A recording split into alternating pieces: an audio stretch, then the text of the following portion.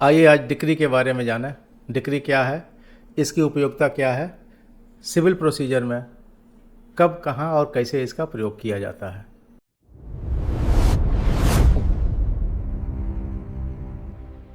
दोस्तों, डिक्री जानने से पहले हम ये जानें कि सिविल का प्रोसीजर क्या होता है। सबसे पहले वादी वाद लाता है, जिसे प्लेंटिफ कहते हैं। उसका खंडन प्रतिवादी द्वारा किया जाता है, जो डिफेंडेंट होता है, और दोनों के वाद पत्र और प्रतिवाद पत्र के बाद न्यायालय द्वारा वाद बिंदु बनाए जाते हैं। वाद बिंदु बनाए जाने के बाद उभय पक्ष को अवसर होता है कि वे अपना मौखिक और दस्तावेजी साक्ष्य प्रस्तुत करें। मौखिक और दस्तावेजी साक्ष्य के उपरांत न्यायालय उभय पक्ष की बहस सुनता है और बहस सुनने के उपरांत निर्णय पारित करता है। निर्णय का एग्जीक्यूशन बिना डिक्री पारित किए नहीं हो सकता है। मतलब डिक्री का एग्जीक्यूशन होता है, निर्णय का एग्जीक्यूशन नहीं होता है। Farmer expression of adjudication by the court expression. अब फॉर्मर एक्सप्रेशन ऑफ एडजुडिकेशन तथा न्यायिक निर्णय का प्रारूपिक अभिव्यक्ति, इसको हम एक नजीर से समझते हैं, एक छोटे से उदाहरण से समझते हैं। एग्जाम्पल के रूप में, जैसे एक बहुत बड़ा घर है, बाहर से बंद है, तो एक आदमी बाहर से देख के बस यही कह सकता है कि वो घर है।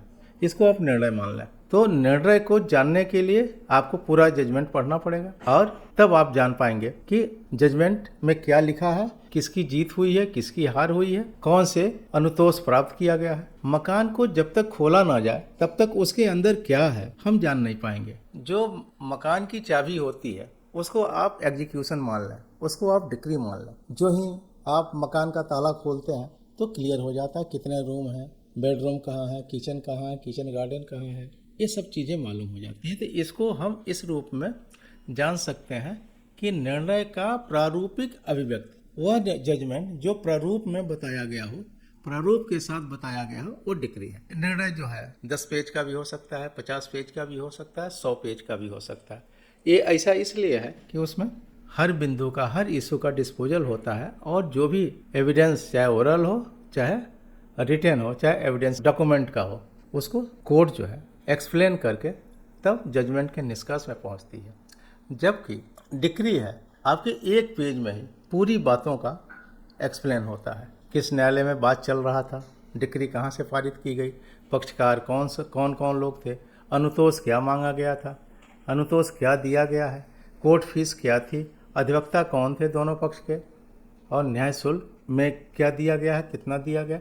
इन सभी बातों का विस्तार से वर्णन होता है, लेकिन एक पेज में, एक प्रारूप में होता है, जिसको आप केवल उसको देख के 1 मिनट में बता सकते हैं कि इस जजमेंट का फेथ क्या है। दोस्तों, डिक्री के लिए न्यायिक निर्णय का प्रारूपिक अभिव्यक्ति होनी चाहिए, न्यायालय द्वारा निर्णय दिया जाना चाहिए, पक्षकारों के संबंध में दिया जाना चाहिए तथा किसी अनुतोष को दिया जाना चाहिए। मांगे गए अनुतोष में से सभी या कोई दिया जाता है न्यायालय द्वारा।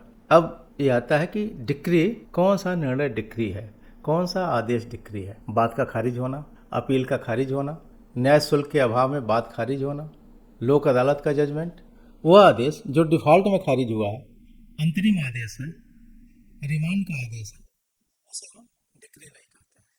कौन सी डिक्री और किसको डिक्री हम नहीं कह सकते हैं, कौन सी डिक्री का अनुपालन नहीं कराया जा सकता है, उन डिक्री का जो अवैध हो गया है, वह डिक्री जो विदेशी न्यायालय द्वारा पारित किया है, वह डिक्री जो उद्घोषणात्मक डिक्लेरेटरी सूट है, या वह डिक्री निर्णय उस समय पारित किया गया है जब प्रतिवादी की मृत्यु हो गई है, उसके बाद पारित किया गया, या एक पक्षकार के मर जाने के बाद उसके विधिक प्रतिनिधि को बिना पक्षकार बनाए डिक्री पारित की गई है, इसको लागू नहीं किया जा सकता है। दोस्तों, अब क्वेश्चन आता है कि डिक्री प्रारंभिक और अंतिम कब होती है। प्रत्येक बाद में अंतिम डिक्री पारित किया जाता है, लेकिन प्रत्येक बाद में केवल एक प्रारंभिक डिक्री नहीं बल्कि एक से अधिक प्रारंभिक डिक्री पारित की जा सकती है।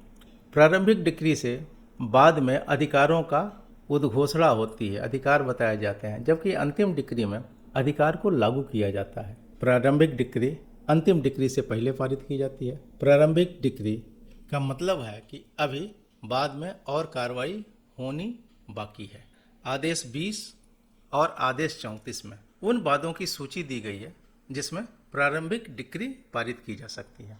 आदेश और डिक्री में क्या अंतर है? किसी भी पत्रावली में एक से अनेक आदेश पारित किए जाते हैं, जबकि डिक्री, अंतिम डिक्री केवल एक बार पारित की जाती है। आदेश की अपील नहीं होती है, जबकि डिक्री की द्वितीय अपील माननीय उच्च न्यायालय में की जा सकती है। केवल उसी आदेश की अपील हो सकती है जो सीपीसी की धारा 104 तथा आदेश 43(1) में दिया गया है।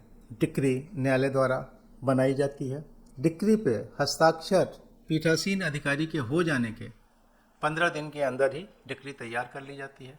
प्रारंभिक डिक्री की एग्जीक्यूशन नहीं कराया जा सकता है, केवल अंतिम डिक्री का निष्पादन हो सकता है। अच्छा, एक क्वेश्चन और आता है कि अगर बिहार में किसी निर्णय के द्वारा कोई डिक्री बनाई गई है तो क्या यूपी में उसका एग्जीक्यूशन कराया जा सकता है?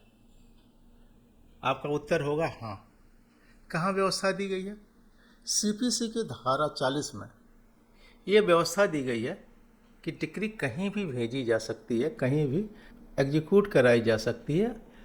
यह आदेश, यह सेक्शन भारतीय संविधान के अनुच्छेद 261 सब सेक्शन 2 में बताया गया है।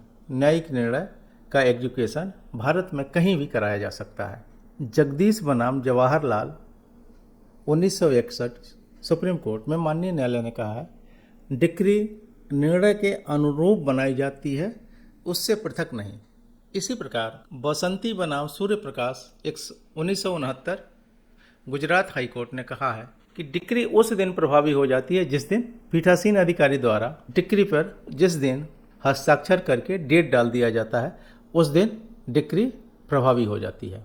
दम्बूलाल बनाम कलावती 1960 एमपी हाई कोर्ट में माननीय न्यायालय द्वारा कहा गया है कि यदि जजमेंट देने के बाद पीठासीन अधिकारी का ट्रांसफ़र हो गया है या उस न्यायालय का अस्तित्व समाप्त हो गया है, तो उसका उत्तराधिकारी कंसर्न कोर्ट का पीठासीन अधिकारी उस डिक्री पे हस्ताक्षर करने के लिए बाध्य है। वह इनकार नहीं कर सकता है कि हमारे द्वारा निर्णय नहीं पारित किया गया, उस पर हस्ताक्षर करेगा ही करेगा। दोस्तों, इस प्रकार हमने देखा कि प्रारंभिक डिक्री का एग्जीक्यूशन नहीं हो सकता है। डिक्री में रेस जुडिकेटा का सिद्धांत लागू होता है। डिक्री प्रारंभिक हो सकती है, अंतिम हो सकती है। अंतिम डिक्री से बाद का निस्तारण होता है, वादी को पूरा लाभ प्राप्त होता है, जबकि प्रारंभिक डिक्री पूर्णता की ओर नहीं है। इसी तरह से हर आदेश का अपील नहीं हो सकता है। अच्छा, अब एक क्वेश्चन आता है कि डिक्री की व्यवस्था है कहाँ कहाँ? डिक्री को परिभाषित किया गया है सीपीसी की धारा 2 सब सेक्शन 2 में तथा सेक्शन 37 से लेकर 54 तक में डिक्री के बारे में बताया गया है। आदेश 20 में ये बताया गया है डिक्री का विवेचन कैसे किया जाएगा, डिक्री कैसे बनाई जाएगी, तथा आदेश 21 रूल 55 से लेकर 90 में यह बताया गया है कि डिक्री का निष्पादन कैसे होता है। तो दोस्तों, ये डिक्री के रूप में संक्षेप में आपको जानकारी दी गई है। इसको आप फीडबैक से हमें बतावें कि कैसी लगी। दोस्तों, सीपीसी की एक भ्रांति यह भी है कि सीपीसी नीरस है, कठिन है, उबाऊ है, लेकिन ऐसा है नहीं।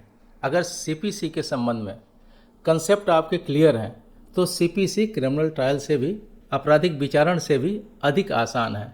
और एक चीज़ और भी है, न्यायालयों में जिस अधिकारी को सीपीसी का ज्ञान है उसकी गरिमा अलग होती है, उसकी पहचान अलग होती है। अधिवक्ताओं द्वारा कहा जाता है कि नए साहब जो आए हैं उनको सीपीसी का बहुत अच्छा ज्ञान है, फिर आपसे कोई टकराता नहीं है। दोस्तों, इसी भ्रम को दूर करने के लिए मेरे द्वारा एक सिविल ट्रायल सुजंदिश करके लिखी गई है। यदि आप चाहें तो उसका उपयोग कर सकते हैं। वो फ्लिपकार्ट पे भी है, अमेजॉन पे भी उपलब्ध है। सरल सीधी भाषा में है, एकदम सामान्य हिंदी है। आप उसका उपयोग करें, पढ़ें, और यह लेक्चर कैसा लगा फीडबैक करके हमें ज़रूर बताना। Thank you.